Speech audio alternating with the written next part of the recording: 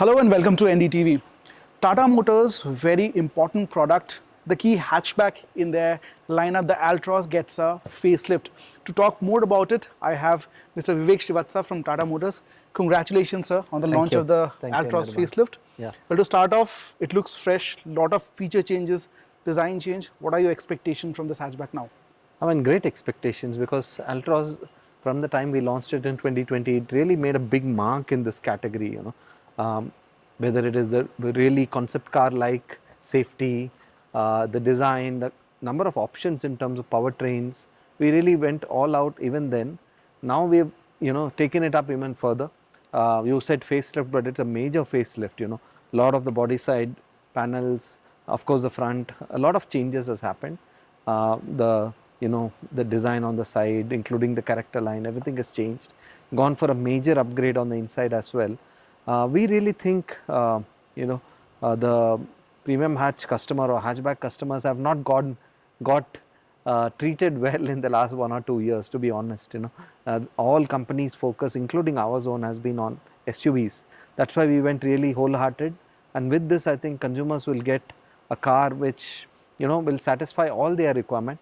Hence I think expectations, we want to more than double our market share in this category. That means more than doubling our sales as well. Yeah. The market has somewhat not grown. Yeah. In fact, the SUV surge has taken over the hatchback market. Do you see there's a reversal in trends? Do you see customers gravitating towards hatchbacks anytime soon? Yeah, see, one is you'll have to see what's happened to the hatchback category. Most of the degrowth has happened from the lower entry hatches actually. Entry hatches have faced a lot of increase in cost because of regulations. Earlier they were really bare bones. There was nothing about safety or emissions in the cars, but now they had to take care of regulations for emissions, so engine upgrades and all that, and safety as well. Airbags and structural rigidity had to be increased, so costs went up.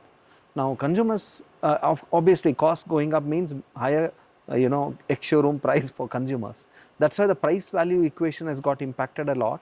What's happened is more customers have started moving from entry to premium hatches. And if you see 5 years back, 40% of our sale in premium hatch was first time buyers. Last year it was 70%, huge growth. That means 70% of buyers are actually saying, I don't want any of the entry hatches, I'm going directly to the best hatch there is. So that is a big difference. Of course, consumer mindset also has changed. They want, the best possible vehicle as their first car, within their budget. One of the customers in our clinics actually said, my first car should be a sign of my progress. It should not be a sign of how much I can pay, They probably feel if I buy an entry hatch, people will think, iska itna hi ho sakta hai, So that is a sentiment that is being echoed. So I think, and premium hatch also in the last 4-5 years has become the largest component of hatchback category. It used to be 10-15% of hatchback segment. Today it is the largest. It is more than 32% of the overall hatchback. So clearly, consumer preference and price value equation is moving towards that. We believe that hatchback has slid quite a lot. From 50% of the market maybe 6-7 years back. Today it is about 21-22%. We believe it will remain at that. Yes, we are optimistic it will remain at that. We don't see a reversal happening. We don't see it growing back. But as long as it remains around 20-22% of the overall market is going to grow. This year we are anticipating 4-5%, but it will continue to grow. So there will be a substantial volume in hatches, and within that the largest cake will be of the premium hatch. So that's why Altroz is getting into the right, I would say, segment at the right time. Yeah, Well, even in terms of powertrain, you have introduced AMT. Exactly. Now, who is the target customer? Because you also have DCT in high ends. Yeah. So who is that AMT targeted for? Like I said, a lot of first time buyers are buying the Altroz now, the premium hatch, and we wanted to also give them the opportunity to go automatic, or clutchless at a cheaper cost.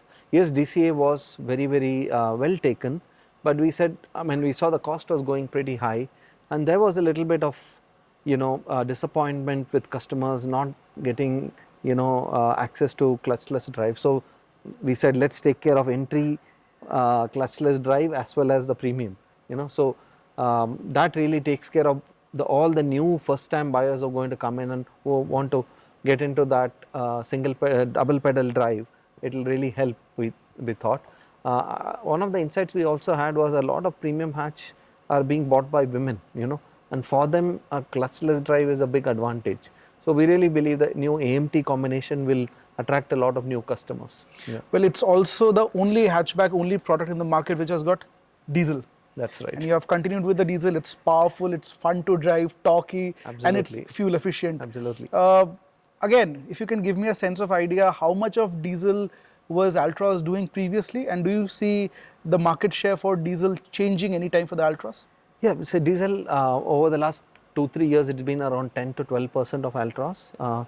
But if you look at last year, overall in the industry, diesel as a category has grown actually. Number of people buying diesel vehicles have grown. Diesel has grown, CNG has grown, EV has grown, and petrol has actually degrown. I think, to be very honest, diesel as a fuel has got an unnecessary bad name. It's not at all as bad as it sounds in terms of pollution environment. In fact, CO2 emissions of diesel is less than petrol. It's a particulate emission which is slightly higher. And at one point of time, diesel hatchbacks were the product to buy, and I think, like you said, diesel is a beautiful combination of power, fuel efficiency, easy to drive, enjoyability at the same time, efficiency, and we really believe that diesel will go even beyond the 10% that it has been delivering so far. A lot of first time buyers might actually go in for diesel, is what I feel. Yeah. Well, at any point of time, did you consider a diesel with an automatic with the Altroz? We did, but it was becoming a little expensive. So we thought there are already so many options. Let's see, how things go. Well, with the Altroz, the twin cylinder technology for the CNG has also done wonders for the product. Absolutely, yeah. Well, if you can give us an idea of what share of CNG was doing with the Altroz? CNG, Altroz was the first car with the twin cylinder. CNG was about 26-27% contribution on Altroz, and we expect that to continue. In fact, definitely grow. I would say today we are in Bangalore. Southern states are really picking up on CNG. CNG availability has picked up. The perception that CNG is only for fleet is going away now, and we expect a lot of these non-traditional CNG strong states also are slowly becoming warming up to CNG. So CNG will go up. Now, as huge a thanks to Tata for actually giving features with CNG cars. Yes. Packing it to the brim so that it's more customer friendly. Yeah. Well, two of your products, Yeah. Tigor and the Tiago, they have automatic in CNG. Correct. Any point of consideration for CNG, automatic in Altroz? Not at the launch, but like I said, already there's a lot of options, but hopefully we'll soon get in this as well. Yeah. Well, I see in terms of features, it has really grown leaps and bounds over the previous Altroz. Yeah. I like the 360-degree camera, the new touchscreen and all those features. Already a safe car, 5-star rated car, 6 airbags. But at any point in time, do we see ADAS with this car? Definitely possible. It's not right now in the roadmap, but I think it's a no-brainer that ADAS will become like ABS. It's going to be part of most cars, if not all of them, sometime in the future, maybe in the next 1-2 years, probably. Yeah. Well, lastly, I would want to know a little bit about the car that has been teased for long now. It's the Altroz, but the electric Altroz. Yeah. Over the years, different forums, different expos, we have seen that electric avatar. Do we expect that anytime soon? See, it is definitely part of our plan, but to be honest, it had a certain role to play, but the electric market has been so dynamic, and we already have a fairly robust portfolio, Tiago, Punch, Nexon, and till we find a good role for Altroz into the lineup, we will just hold back. There's no point in just introducing models and creating more confusion rather than options for consumers. So we'll just hold back and do it at the right time. Yeah.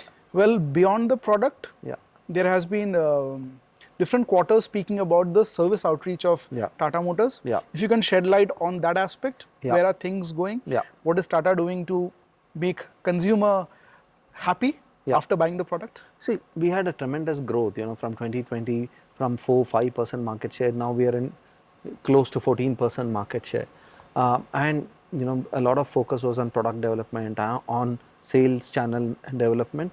We did, I think, slightly take our eye off on service network development, or expansion. But in the last 1.5 years, we have focused a lot and doubled down on service. Service is one such thing that people will not feel the impact immediately, but gradually it has a delayed effect. But key areas that we're working on, first of course, is enhancing number of bays, number of dealers, number of service centers, so that wait times are reduced, and there's not, the main problem we had is there was a lot of workload coming in, and there's a pressure to complete jobs faster because there was a long waiting list. So enhancing number of bays, number of service centers itself relieves the pressure. On top of that, spare part availability, we have really worked on enhancing availability. The entire supply chain of spare parts is in much better shape now. The training, manpower addition and constant training for them so that they can do it first time right has been kind of worked upon. Now our technicians are able to diagnose the problem and solve it very quickly and get it right the first time. AI tools are also being used, tech is being used so that diagnosis is much faster and it is not left to human skill alone. There's a lot of assistance being given to the service team so that they are able to diagnose, get the right parts at the right time and solve it faster. So these are 4 or 5 big steps that we are taking: expansion, education, onboarding manpower, as well as tech. And you will see soon that we will be able to delight our customers consistently on the service side as well. Yeah. Well, thank you so much for the time. I'm looking forward to driving the car and have fun tomorrow. Yes, thank you so much for your time. See you, Anirban. Thank you. Thank you. Thank you.